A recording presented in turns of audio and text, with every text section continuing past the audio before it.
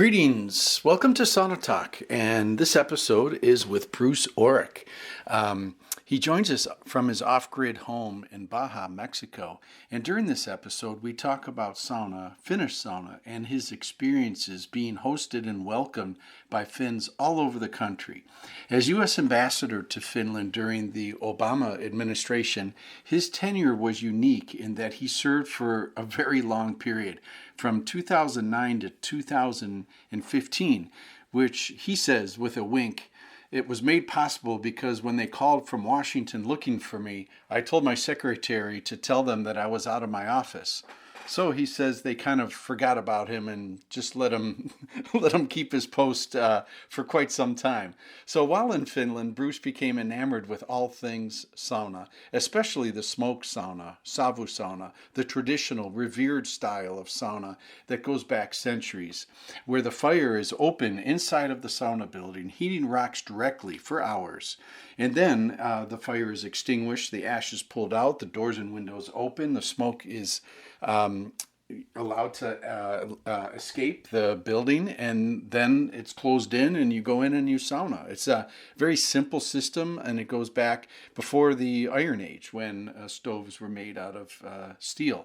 So let's hear from Bruce as we share his love for Finland and good sauna. Couple other quick things. I mean, Bruce is very well spoken, as you'll hear and as you can imagine. He lets us in behind the curtain as to what U.S. ambassadorship is all about. He shares from an American perspective what it's like to live in Finland.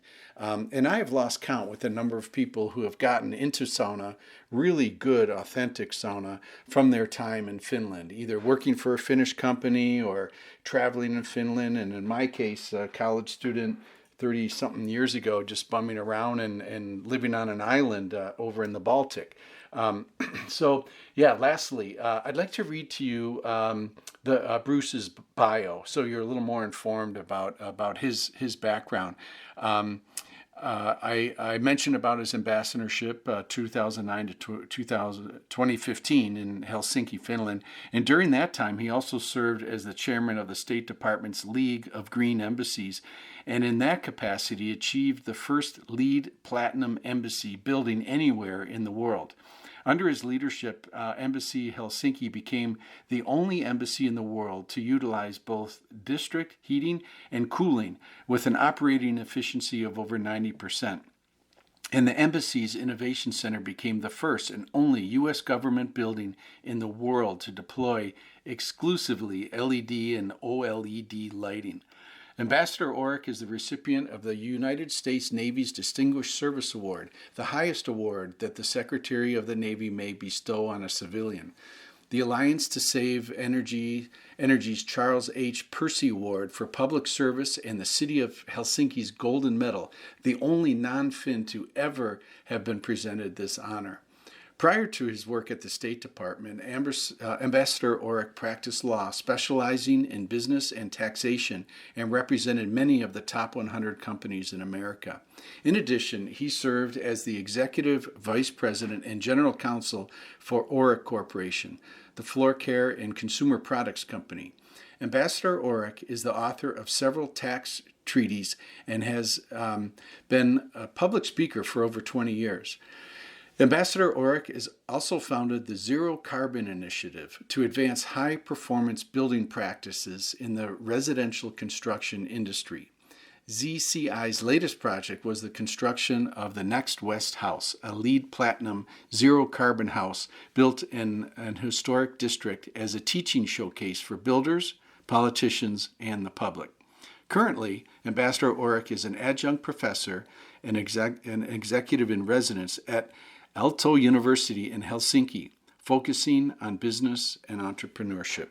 So without further ado, please welcome Bruce Oreck to Sauna Talk.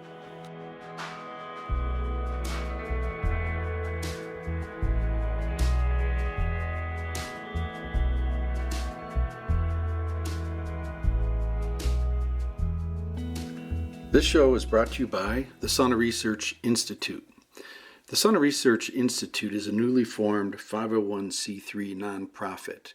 Its mission is to advance the research and study of hot and cold sauna therapy and practice in order to help people live healthier and happier lives. The Sauna Research Institute is initiating its first study, and it is open right now for participants. It's a survey-based study on the mental health benefits of sauna. So I encourage you to go to saunastudies.com and click on the news section, and you could take part in this research.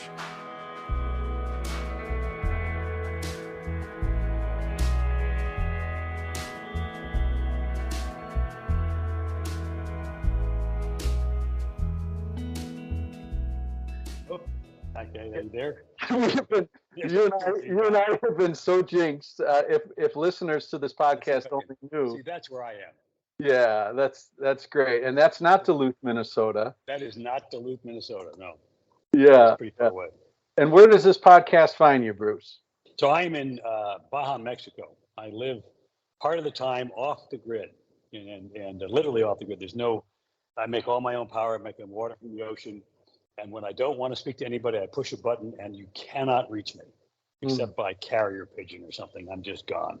Fantastic. So, do you enjoy being off grid like this? You know, I think that one of the reasons that I connected so much with Finland and Finns was because I got this, isolation thing. So if I took us out on the beach and showed you this, I've got miles of beaches and there's nobody here. And I mean, a few other houses, but scattered here and yon, and occasionally, if I see someone walking down the beach, my day is ruined. It's like, oh my God, there goes, I got to go someplace else. There's another human being. It's amazing. Well, you're obviously comfortable in your own skin. I mean, and we talk about this quite a bit about sauna. I often feel that sauna works no matter who shows up. And when I cast the invite, hey, the sauna will be hot this afternoon. Some of my best saunas are when nobody shows up. Yeah.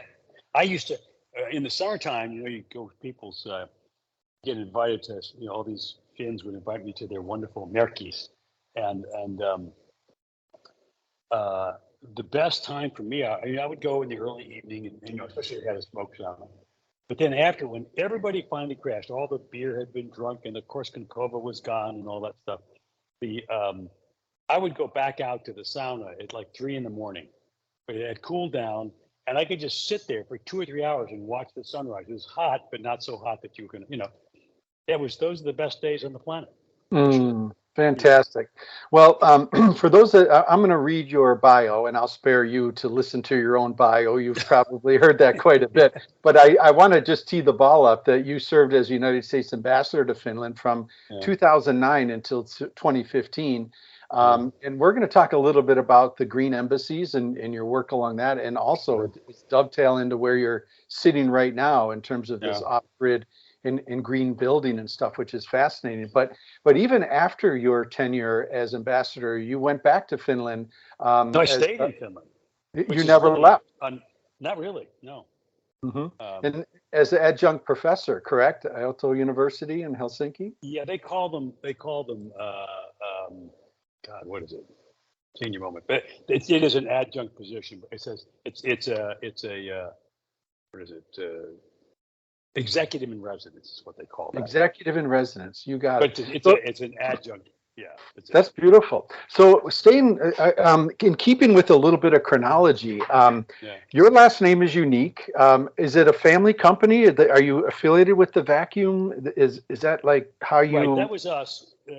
We sold that business a number of years ago, but it was a family business. My dad had started it, and where did he start it, Bruce?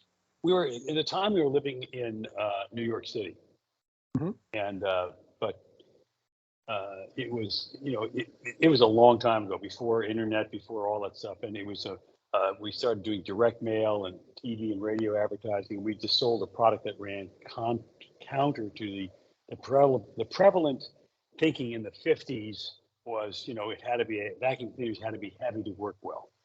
And we ended up, with designing a vacuum that didn't weigh 25 pounds, it weighed 8 pounds.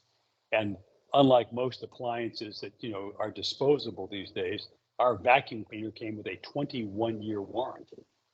And so it was just we were a different sort of an animal. and had a bunch of retail stores and had a very big presence. And then we sold the business quite a while ago. And so yeah, and were you active in the family business? Was this your main gig for quite a time? Yeah, I was out there vacuuming floors every day. You know, they gave Right me a on. job, I would clean them. Yeah.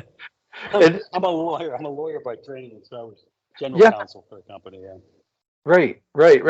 And did that was your background in law the avenue in which you got involved with the State Department and ambassadorship?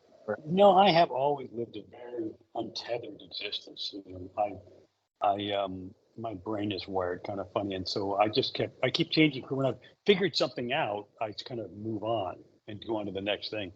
And I was a tax lawyer. And you know, one day I'd sort of done everything I was interested in doing tax law. I was the senior partner in my own firm and all that stuff. And I went to my partners and I said, "It's yours." I quit. That's it. I'm done. You know, just other things. And the gig with the State Department was completely letting the winds of change, you know, the winds of chaos blow. When Barack announced he was running, kind of a long story. I just called him out of the blue. I knew somebody got his phone number. Junior senator. He didn't have any. You know, he had no chance. Blah blah blah. And I stopped doing everything else, and I went and worked for the campaign for 22 months, whatever it was. And then with no plan, and then, you know, then the next thing that, you know, ultimately comes up is we'll go be an ambassador someplace. And I picked Finland, you know. I'm so glad sorry to interrupt you, but I'm so glad you said that. When you said you picked Finland, can you give us a little bit more of context to that? Yeah, it was pretty well. So first of all, you need to understand how rare an opportunity that is to serve a president as an ambassador. The United States has 205 embassies around the world. And then there are a couple of ambassadorial posts which are not associated with a particular country, but a task, let's say, an ambassador for climate change or something.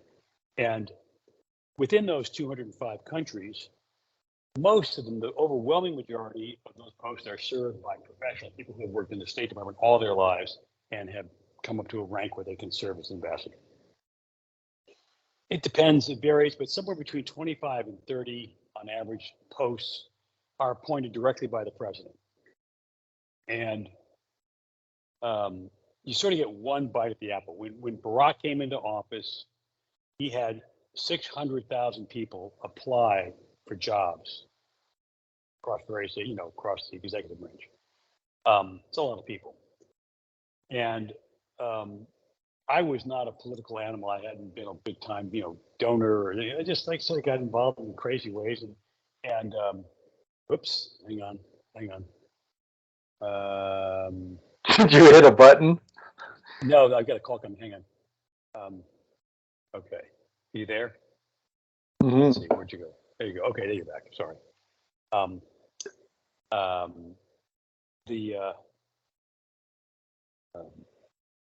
Anyway, so you know, when I was asked to be an ambassador, you kind of get one bite at the apple.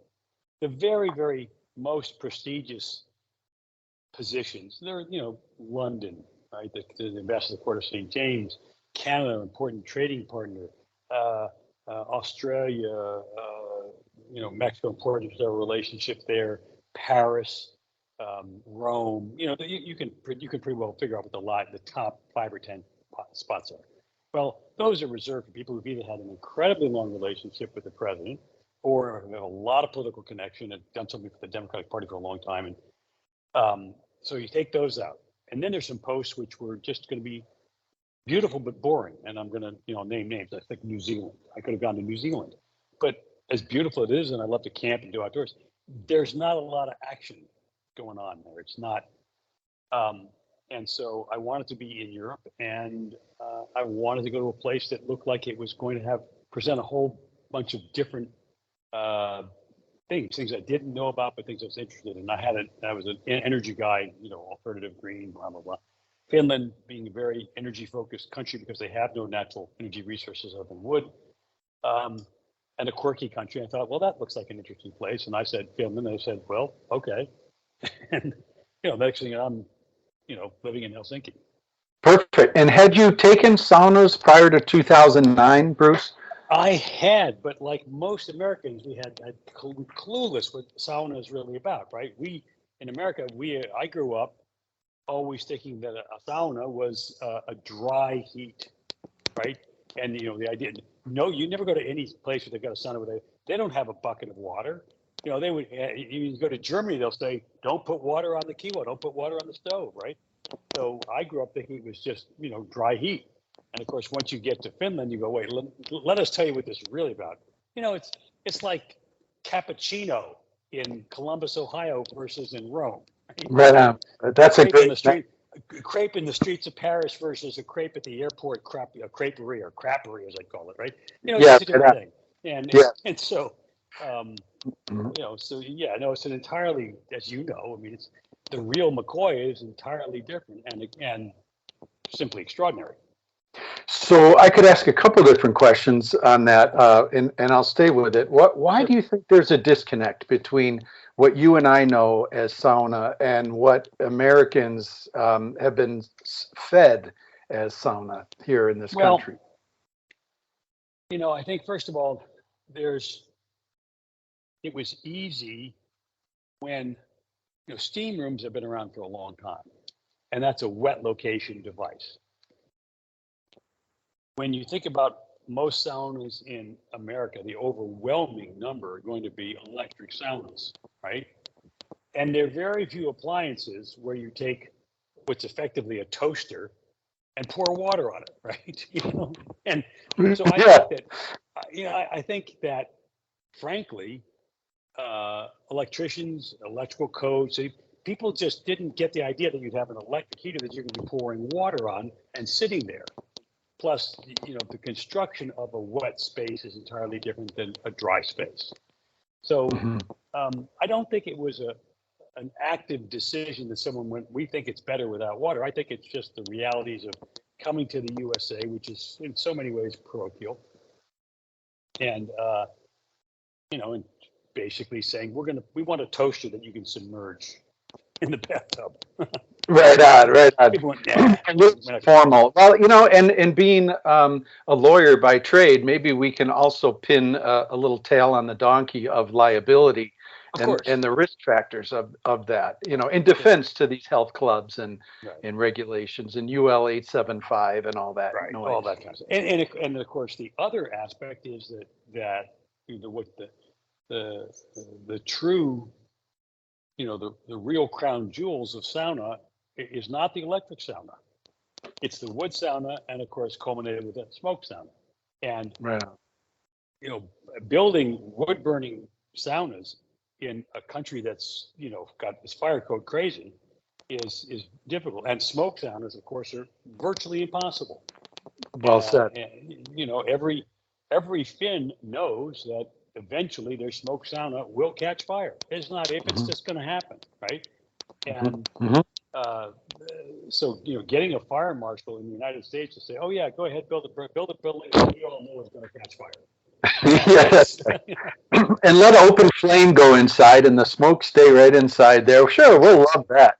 Yeah. Or go into a closed room with an open flame, and the ventilation doesn't look like a regular house, so they want a fan going, and how much air exchanges an hour, and blah blah blah. Blah blah blah. Water, Yeah. Remember, go to your garage and get on your step ladder, right? Get on a ladder, and it's got every step has a warning. Don't get up here; it's dangerous. We warned you, don't get up. The third step, oh my God, you're committing suicide. And in the last steps, it might as well say, if you're this high, you might as well jump into the bathtub with a toaster and something else. There? Right. Yeah. So So Bruce, back to 2009, you get on the plane. You're over there. I know the embassy, the U.S. Embassy in Helsinki very well. It looks like a fortress, by the way. So you show up there, you set up shop, and staying in the spirit of sauna. Was it pretty soon after arrival that you were experiencing sauna? Wait, I got it. They're working. Hold on. Yeah, he's going to deal with the help over there. In the Baja Mexico. I'm on a sorry, they were doing some work. Okay. Good. So you land, you get settled. How soon did sauna come into your life living in Helsinki? Well, it's interesting. The U.S. Embassy actually had a sauna in the residence, but it didn't work, and it had been used as a closet. That's a classic. It's a big sauna, and it's overlooking the waterfront. It's beautiful. And did it have viability in waiver forms, being that you're on U.S. soil technically? Yeah, when you're the ambassador, you're king. You get to do whatever you want. But okay, so that's interesting. So there were boxes on the sauna benches. Storage. Yeah, and it's a big sauna. I mean, you can put a dozen people in this sauna. It's a big sauna, and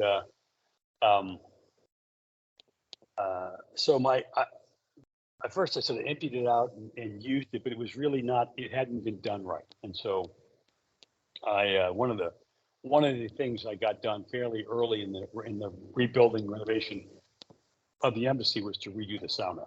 Mm-hmm. But I got invited to saunas, of course, and this is a true story. So when any ambassador shows up in a country, you're there, but you have to wait until your credentials have been accepted by that country's leader, whether it's a president or a prime minister, or whatever. So in the case of Finland, of course, the president is the person who is charged with the foreign affairs responsibility. So you present your credentials to the president, and the president accepts your credentials, and at that moment you become the ambassador. I went at the time when I arrived. Tarja Halonen was still the president of Finland. Now, of course, it's Sauli Niinistö. But and I go, and I'm not a diplomat by training, and I'm a guy who comes out of, what do I know? And so I go, and I'm at the presidential palace, and the president's, receiving my papers, and I'm expecting this, I don't know, very formal, whatever. And after the public ceremony, she invites me back into her office for a private conversation. And I'm thinking she's going to be talking to me about Russian relations or NATO or, who knows, whatever. We did something bad. Instead, she gives me a lecture about sauna. It's absolutely true. Right? I get there, and she's saying to me, listen, these guys are going to invite you to sauna, and they're going to make it into a contest. They're going to try and, sweat you out, overheat you, blah, blah, blah. It's not a competition. Don't fall for that crap. And I am thinking to myself, Finland is led by a person who's lost their mind. This is top on her list. And this is top on her list, right? I'm thinking, what the is she talking about? And of course, it wasn't more than a few weeks after that. Of course, I'm invited out to the Sauna Society in Lauttasaari, where, of course, they do exactly right. They have New American Breakfast. They're just pouring on the kiwa on the stove. The room is getting hotter and hotter. I have no hair. The top of my head feels like it's going to explode into flames. And I'm thinking, son of a bitch, she was absolutely right. This is exactly what they're trying to do. They're trying to roast to death the new ambassador. But they did not succeed. I survived. And of course, just became a passionate follower of sauna. It was great. When you experienced good heat, Bruce, was it immediate for you? Like, did you immediately understand and adapt to this climate in the hot room, or was it a conditioning thing for you? Well, so I was extraordinarily privileged as any ambassador, especially ambassador of Finland. What a great post. And so my first experiences were all at the Sauna Society, and I don't know if you've been out there in Lauttasaari, but they've got 5 smoke saunas, right? It's unheard of, and every one of them has a different feel. Yep. It's a little. This one's a little hotter. This one's a little softer. This one's a little cooler. This one's a little smokier. It's like sitting there with a great array of scotches or something. And, well said. So I quickly found the one I knew the one that was going to be too hot, where they were trying to kill me. That was number 3. Number 3, that's it. Uh-huh. Number 3. And they've since turned it down, Mm-hmm. After that competition between the Russian and the Finn, where the Russian died and the Finn was all roasted up like a lobster, they finally turned that down. But it was super damn hot there, as you recall. And right. But I found the one pretty quickly where it just all of a sudden it was like a tuning fork, just began to resonate with me. And once you do that, I mean, I think people just either have a love affair with the sauna or they just see it as another thing, right? And once that tuning fork harmony, once I found the right one, I was in love, and that was it. It was every week to the sauna, and all the different experiences, the different seasons, the different, and it was just, it was, and then of course once people know that you are that you love the sauna, then you start, the invitations start coming to people's private saunas, to their islands, to their homes, to the blah blah blah. And so I was extremely fortunate to be able to be in saunas all over Finland of all sorts of descriptions, and they're all fantastic. Some are literally fantastical, these whimsical constructions. Some are over the top and a little too polished. But I think, honestly, and I'm not just blowing smoke because you and I are having the conversation. If you were going to ask me what was the highlight of my years in Finland, in terms of the thing that was the most emotional experience for me was getting out into the woods, into someone's cabin, to go out to even the most rustic of saunas, to have that available to me and to experience that. Oh my God, and I'll tell you, anybody who, if you travel through life and you don't get yourself to a real sauna situation, you're missing out. It's like going through life without caviar or champagne or great foie gras or something. It's just one of those things that and nobody, that. I mean, anyway, you can't describe it. Telling someone that to go into a smoke sauna and it's like, it's just this deep honey smokiness of I can describe it all I want, but until you've actually done it, and you've done that when it's snowing out, or you've done it under the summer sun, or you've done it where it's in the darkness and you've got the northern lights out when you go out to climb into the the cold water. Nothing I can say can make it as extraordinary as it is just to damn do it. Sorry. Beautiful. And beautiful. Do you describe it? Tell me, come on. You describe this. You and I both want to go. How do we get off this phone call and get to a sauna right now? Right. Well, as soon as we hang up, I'm going to make you feel bad because I'm 20 feet away from my wood burning sauna in my backyard. And that's part of my ritual. Usually when I'm done with a Sauna Talk podcast episode, I go skipping out the backyard to go fire it up because where are we? Where are you right now? I'm in Minneapolis, Minnesota, in my backyard, or in my office. Do they know you have a wood sauna back there? Or is this? Well, that's so interesting you say that. I built this sauna in 2003. It was my first backyard sauna, and a little bit about my story, much to your experiences. When I felt the good heat, I was on the Baltic, and I was rebuilding a cabin on an island in the Baltic between Finland and Sweden. And every night we would knock off work. It was the land of the midnight sun, and we would head over to Gunnar's uncle's island on boat, and Tome and I would go fire up the sauna while Gunnar and my American friend would pull in perch and flounder from the Baltic and start peeling potatoes. So you know how that goes. And the little You're killing me. Yeah, man. I mean, we're talking like the boat would go back to the island, to the other island at maybe at 2 a.m. I have no idea. No clocks, no cell phones, but there was that twilight. And I at one moment, it didn't take but 2 or 3 of those trips to the other uncle's island and sitting on the sauna bench in the cold plunges. I said, this will always be a part of my life. Yeah. And I moved to Minnesota mainly because of the nature and topography. I'm a big nature guy in its own right. And the first thing that I did pretty much is I got a bartender job, saved enough money to buy my own island in northern Minnesota. And that's how my sauna journey began in North America. Fantastic. Yeah. So we're on an island, and so Bruce, I can't get to our island, in the shoulder seasons because of ice. Course, it's thinner, So I replicated the whole vibe in my own backyard. Nice.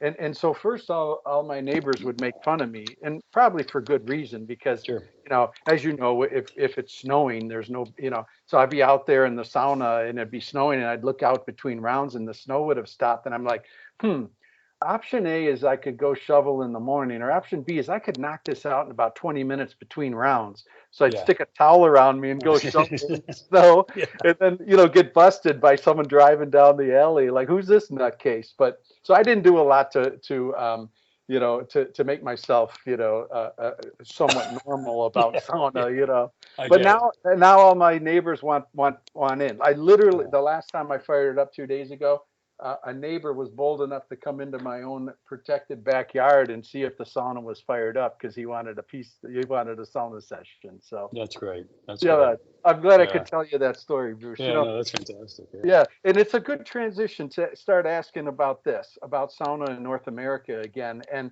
have you noticed that there is this like whole hot cold therapy? Yeah. Uh, Yeah. Yeah. yeah, and are you seeing much of it? And you're kind of off grid, right? Like, are you on social media and do you see what's going on in the world? Do you I'm a follow little what? on social. I mean, I Yeah, read. I post only on occasion, and um, the the I know about the hot cold, and I spend a lot of time with the cold. I've done the super cold stuff. The the Creo, Avanto. and I like that very much. Um, and of course, I love the dead. I love sauna all year round is great, but in the dead of winter when it's really snowy, come on, it's just magic. It is. Amen. It's just and then you go Yeah. inside, you sit by the fire, you roast a Ah, maca, and come on, it's yeah, yeah, snarf down a couple of carhoos or something like that, and you're absolutely. good to go. And Yes, um, the anyway, so yes. I'm very familiar with the cold stuff, and there's good and there's hard science in front of that. And Exactly. the truth is, all you have to do is go to Finland and watch these 80, 90-year-old women swimming in the ice. They're not out there for quit. If they're doing their laps, 20 minutes later they come in, go, holy shit. But, that would kill a young person, and she's still doing it. Hmm. Hmm. So Yeah. So as an American who has spent what close to a decade more in than 13 more years. than, and 13 years. to see hot and cold Mhm. for in very general sense, Sure. sauna, Avanto, the cold Yeah. plunge, and just to frame it up, cold is always a part of sauna. I mean, Right. in some capacity, it's just a Right. given, and Whether it's a it's not. cold shower, an ice bath, getting out into the amount and getting into real Yeah. water. Sure. And the water element is just it's integral part to the sauna experience, and we know that. So as an American who's spent quite a bit of time in the authentic zone of Finland, what do you think about what's happening as over here? And I asked about social media because it seems, and I try to stay clear of that Yeah. world, because it gets so confusing so quickly, but it seems like there's every time I turn on my phone and look on social media where there's some barrage of some influencer or somebody sitting in a cold plunge tank in a barrel sauna. It Yeah. seems like a bit of a frenzy, and I'm just curious about your thoughts on that. Well, it's funny, and it's particularly funny when you're in Finland. How Finland, for the last few years, has been ranked the happiest country on the planet. Finland, Finns, I know Finland and Finns, and they're not, dancing around, and you look at them and you go, they don't look exceptionally happy. But what they are is there's this, they have something that very few people have, very few nations have, and that is a sense of what is enough, right? It's not about, they don't have to have the $300 million yacht and the private planes and the Ferraris. And sure, everybody likes a little giga now and again, but for most people, it's not that. What makes them content, what makes them happy, are some really fundamental things, which are tied to I think nature. Going out and collecting mushrooms or blueberries, or and being in nature and being in a sauna, getting to sauna, right? Experiencing that connection with your physical self, right? And let's come on, you are stripped down. You're bare ass naked, right? So it's not like you're going in saying, hey, here's my latest, Givenchy bathing suit. It's not, nothing, right? All are equal in sauna. All are equal, and it's not about pretense, and it is. I think that is that whole relationship, and of course the relationship with cold, the relationship with winter, the relationship with summer. That is what makes Finland the happiest country, is this sense of knowing what's important and knowing that having the latest widget is not what's going to make it. It's having these real and honest things, of which, of course, you ask any Finn and they're going to tell you, the truth is, maybe not for the latest generation, but for most people, if you say cell phone or sauna, you got to give up one, they'd go, take my cell phone. Beautiful. Well said. And, Yep. I make that reference as well. Third year in a row, Finland, the world's happiest country, and I couldn't have said it any better. I mean, when I go over there, it's not like you see the big smiles. I think a better term for it is it's the world's most contented country. They're happy with their place in society, within themselves, within their community, without that rat race. Well, I'm going to differ with you. I get what you're saying, but to me, contentment often has a connotation of I'm not going to try real hard. And Finns have a great work-life balance, and I think that's important. But that's a country that strives. Like, that's a country that's always striven. And I don't see a change in that. I see that people are driven. They're not, again, they're not driven for the same things that the average American is. No one's looking to build a $25 million, 20,000 square foot house with bowling alleys and both. That's just not their thing. They are. I think they have a better sense of where the real values are. Right on. Beautiful. And so they know what's enough. As I say, that's something that. You watch the world chasing money to these excesses, and when Jeff Bezos has to go out and buy a $600 million yacht or some older, right? What is that about? But really, you're going to live on that yacht? You're retired, and that's for your world. You're going to be involved in protecting the seas? No, it's a toy. It's like it's a toy, and the 16 ski houses, and their life is so empty and shallow in terms of real things that they've got to fill it up with bullshit. And I think that's, and I just think that's not how Finland comes across, right? There are more precious things, and when you think about the idea that you can actually go out in the summer and collect mushrooms and fish and put the fish and smoke it and then do a sauna and have the berries and come on, right? Really, do you think that all the stuff is gonna ultimately prove to be more valuable than that? I don't think so, and I think that's where this whole sense of Finnish being happy comes from. It's not about an external, zippity doodah. It's about and since we're talking about sauna, sauna is, I don't know where it comes from. I don't know how the origin for Finland. We see it in the indigenous cultures. You see it certainly in the Aboriginal world. You see it in the American Indian world. But wherever it came from, it was a thing that evolved from people who were tied very closely to nature.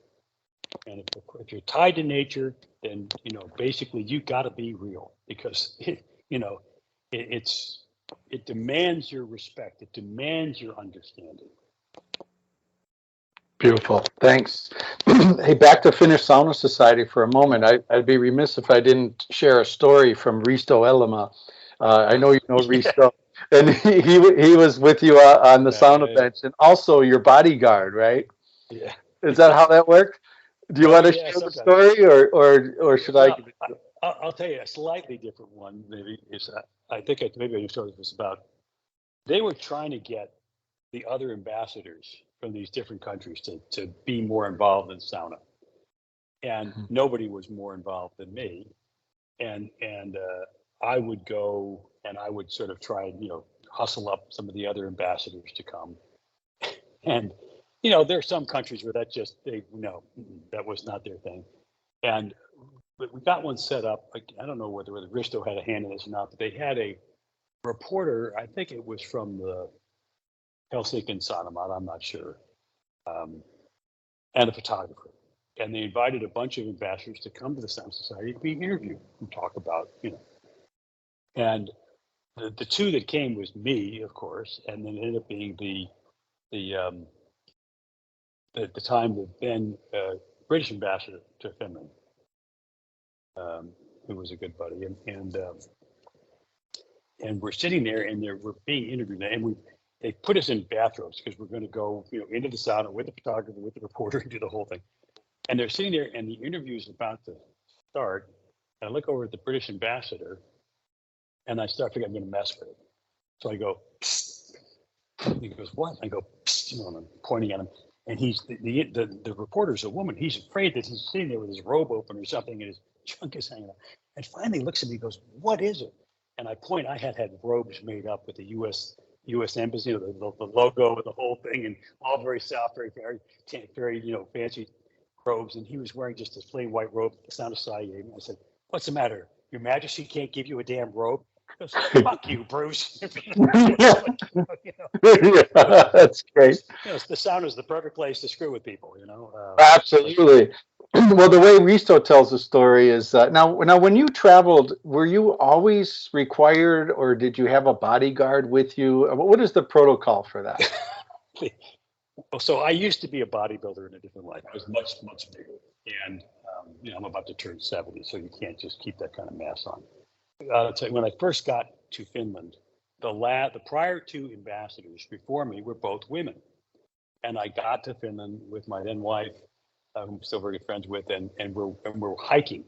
We're out hiking, and the Cadillac, the armored Cadillac is there, and there's a driver, but not a guard, and some Finns are watching, and they're seeing us walking back, and they go, oh look, because they could tell it was the Cadillac, the ambassador, and he overhears one saying, look, there's the new ambassador, pointing to my wife, and then pointing to me at about 115 kilos of massive, and then there's the ambassador's bodyguard. So I was a bodyguard, Yes, exactly. What a great disguise. and that's how Risto tells the story to me, is that one of the first times that you met Risto, who's president of the Finnish Sauna Society, International Sauna Association, and he's very formal, and you're on the bench and stuff, and he makes this assumption because of your stature that the bodyguard is actually the ambassador. So he's addressing your bodyguard and all this, and you're just taking it in, and then I guess it was some event a week later that Risto's invited to, and he's like, oh shit, I've been talking to the wrong guy. It was a lot more fun. One of the things about Finland that's so great, the Finns come across as very stoic, but they've got a great and quirky sense of humor. Totally. And so I never missed an opportunity to mess with people. Yeah. Fantastic. Now, when's the last time you've been to Finland? I was in Finland this summer. Cool. I was living in Finland basically 6 months a year. After I was there full time from 2009 to almost to the end of 2015. So from 2016 to 2021, I was living in Finland about 6 months a year. Mm-hmm. And then, with COVID, really sort of the lockdown came and all that, it sort of forced some changes. And so I actually finally sold my home in Finland last year. And I've been to Finland this year, but on much shorter trips. I'm not abandoning Finland.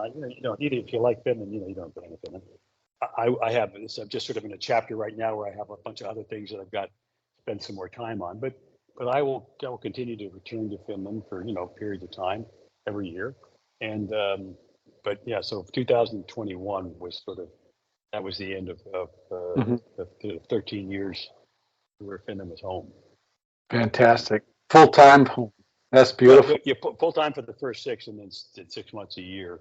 Yes. I was sort of I was actually almost a full time expat. I spent almost no time in the U.S. So I would be sort of 5.5 months in Finland, and then I would come to spend about 5 months in Mexico, and the other month and a half or 2 months I'd be traveling. You know, but Beautiful. Thanks. And speaking of traveling and that, mobile saunas, a question I'd like to ask all guests on Sauna Talk, if you could have a mobile sauna and take it anywhere in the world, what's the first place that comes to mind where you would like to sauna? You know, the truth is, I grew up in New York City, and I recently acquired a place in New York, and it would be great. And let's forget about the legalities and all of that stuff, right?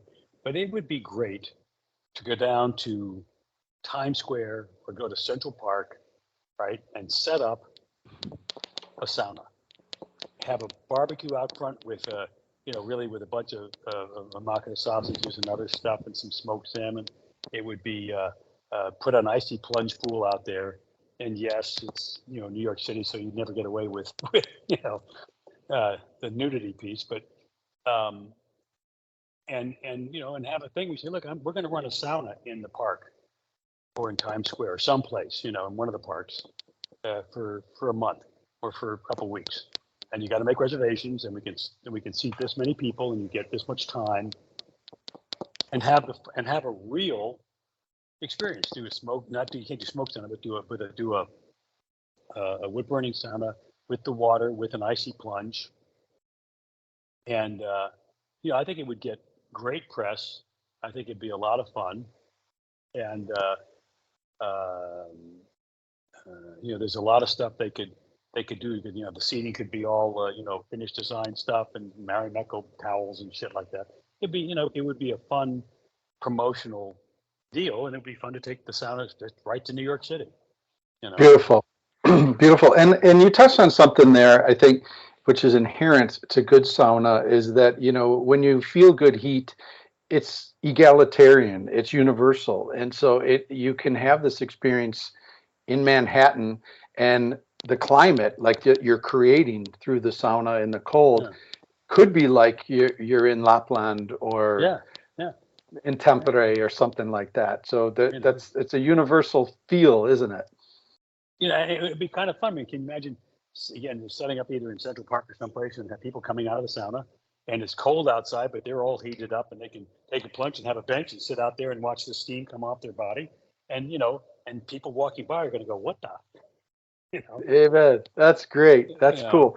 Yeah, there's a lot of sauna businesses that have popped up in North America. You're probably aware of some of this. Mobile sauna being, you alluded to earlier, where you have these fire marshals and buildings inspectors and the guy with the clipboard. It's like, oh, these people are having so much fun. This has got to be against some ordinance. Exactly. But the mobile allows for deployment in nature, as you referenced. Also, like at breweries and other establishments where you do these pop-up events. So that's brilliant. Now, if you were but I would really like to, if they and I love Finns, and I have this love-hate relationship with their relationship with marketing. They hate marketing, and but it would be great for them to sort of stake out this space again in Times Square and one of the parks and something. They could go to Brooklyn, they could go to Manhattan, and say, look, for 2 weeks, there's going to be the sauna is going to be open from noon until 11 at night or something, and there'll be someone, a sauna master who's putting the wood in and making sure the buckets are filled and blah blah blah, having a filtered ice whatever plunge and stake it out with seating and towels and reindeer skins and the whole shebang and food and make it into a real event, not just someone setting a sauna up at a bar, right? And it's great, but it's not the same thing. Come on, we've all done. If you've been to Lapland, and you've done sauna up there, and you're sitting up outside, and you're having salmon soup, or you're whatever it is. There's a whole zeitgeist to the sauna experience, and I think the great opportunity would be to do it and not sell it short. Just make it the whole thing. Beautiful. It'd be fun. Wonderful. If you could sauna with anybody in the world, dead or alive, past, present, who's the first person that comes to mind? Well, if we can let's make sure the dead are returned to the living before we put them in the sauna, because otherwise it's going to be grim. Yeah. But boy, that's a really interesting question. There's so many interesting people.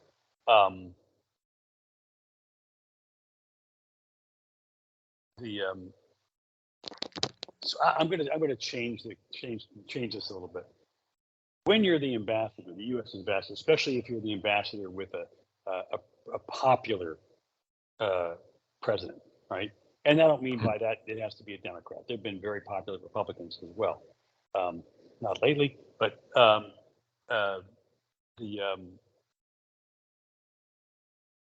I got to invite some of the most amazing people to sauna.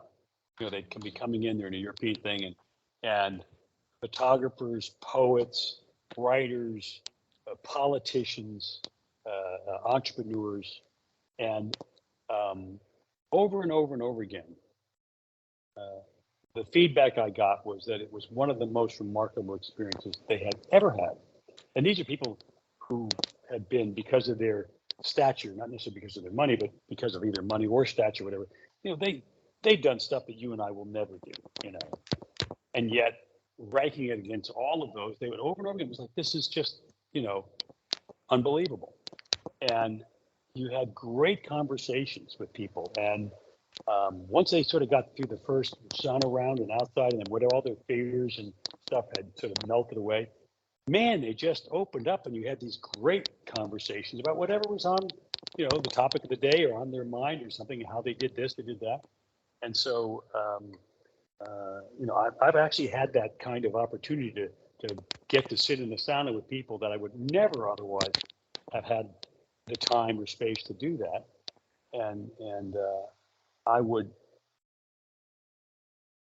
really one of the wonderful things about a sauna experience is if you go and you say, look, I'm not going for just a half an hour. I'm going to go and have an experience. And you may find that's one time in a sauna or 3 times in the sauna, or maybe it goes on for 4 hours, right? In and out, in and out, in and out. But go until all of those social barriers have melted away. And then you'll get to a lot of really, really thoughtful, fun, interesting conversations. And it can be with just a guy in the street or with someone who has some, highfalutin position. Again, there's the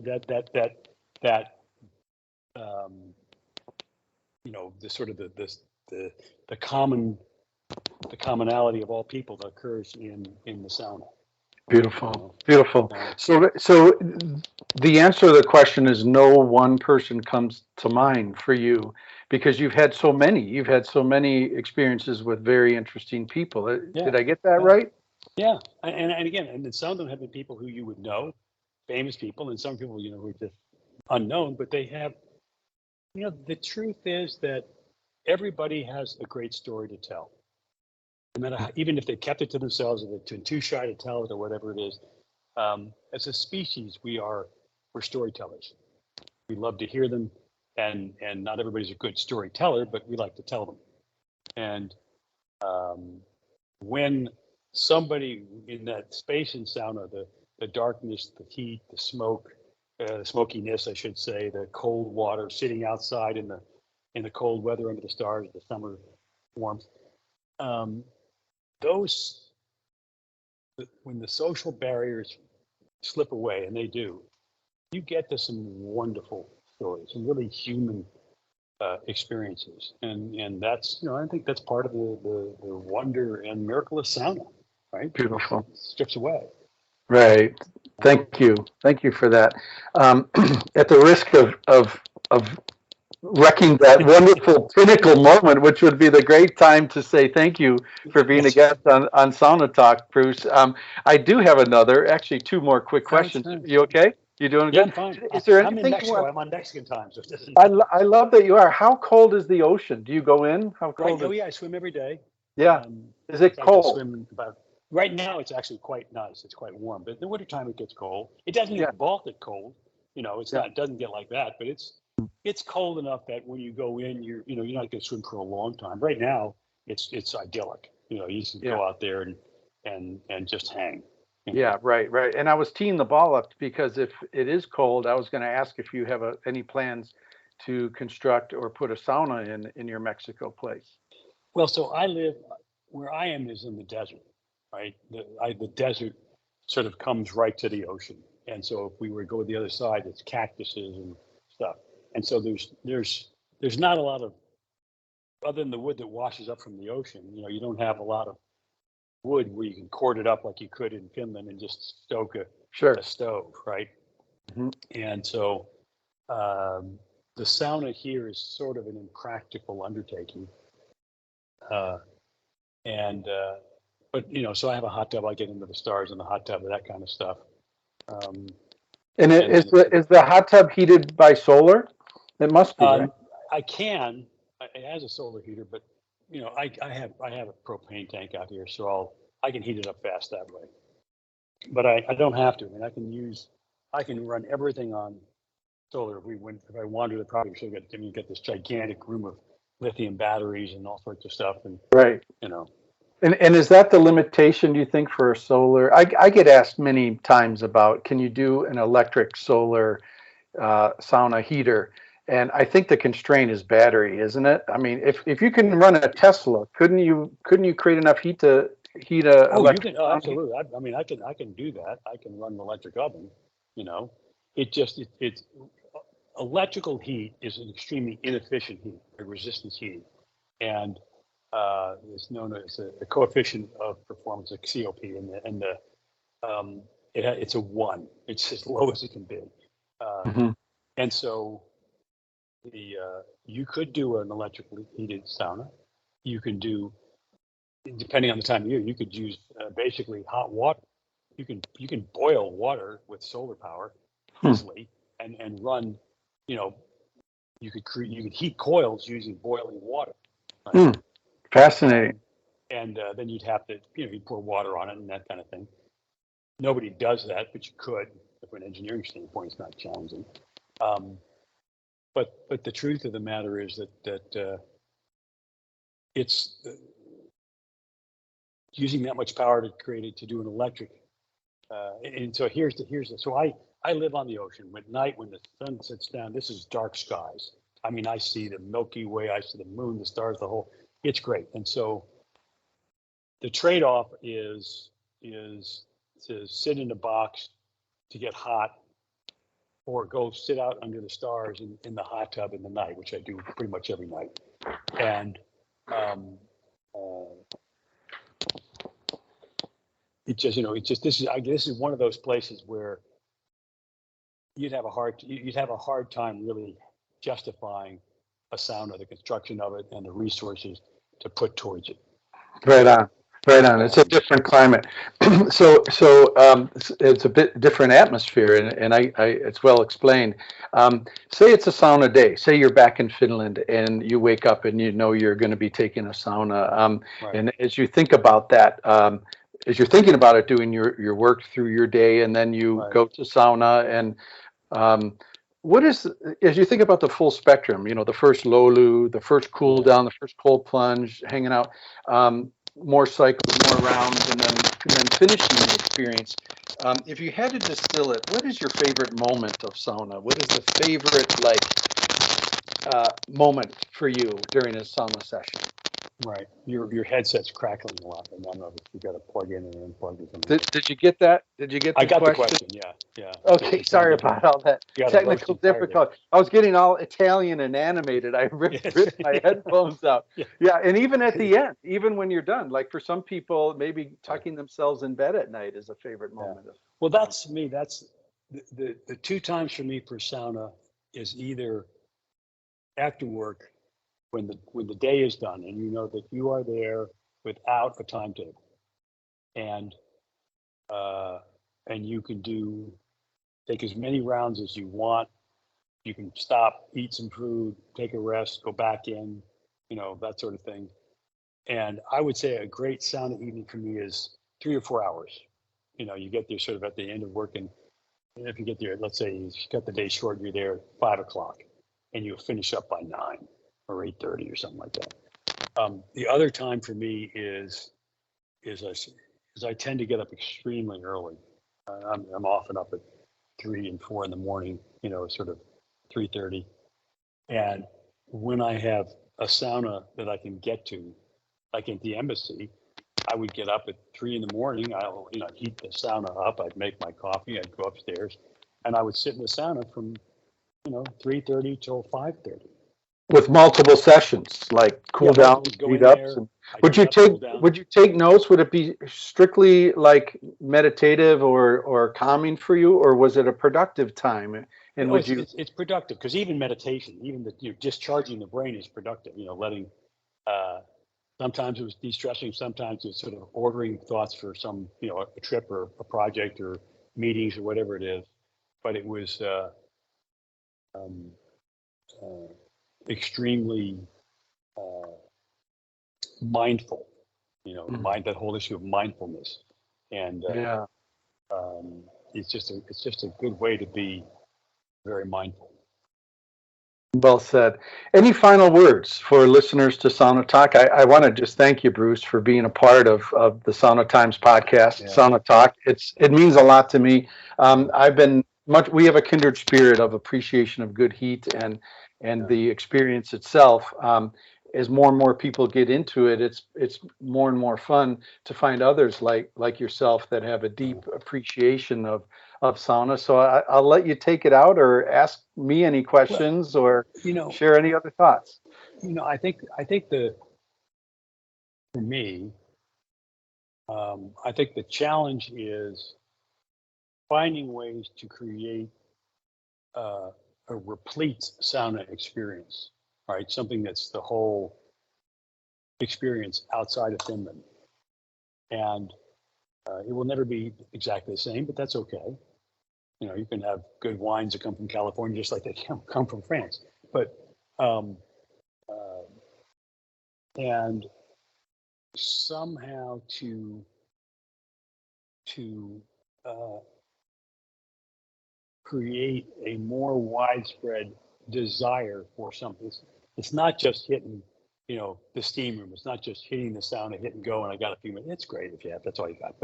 But to create opportunities, to find places and spaces and opportunities for people to really understand at a much deeper level what the role that the whole sauna experience can have in rounding out your life, and bringing down the edginess, especially in the United States. God, we could really use sauna culture in the U.S. So your work is cut out for you. It is. It's a challenge. There's a big disconnect, but it kind of reminds me of music. Like really good rock and roll is had at the clubs, not in the stadiums. And the niche appreciation of the quality sauna is a special crew. It's people that have really made the effort to find good heat and good sauna for themselves. And these are the people, much like yourself, these are the people I'd love to sauna with and have a beer with. And they're out there, right? It's just we need to find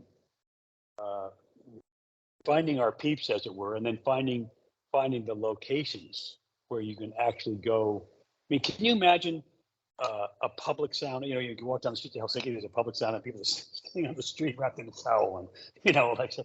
Can you imagine that in the U.S. Without them somehow screwing that up? But it would be great to have those sort of places where we can just go and do that. Bruce, it's happening, man. On Sauna Times, there's the map. We have a map, and there are, it reminds me of the craft brewing revolution, right? Yeah. We grew up with Miller and Budweiser and shitty beer, and then in these communities, Bend, Oregon, Minneapolis is one. You have these artisans that are creating really good sauna experiences. So I encourage you to check it out. I'll go and I'll check out the map. Maybe I'll get in the camper van and head out and do a sauna tour. I'll join you on a sauna tour. I feel like I know you well, Bruce. And I want to thank. Fun. We get in the van and say, okay, this is reporting from the road. We're just going to do, the sauna marathon. Marathon. Yeah.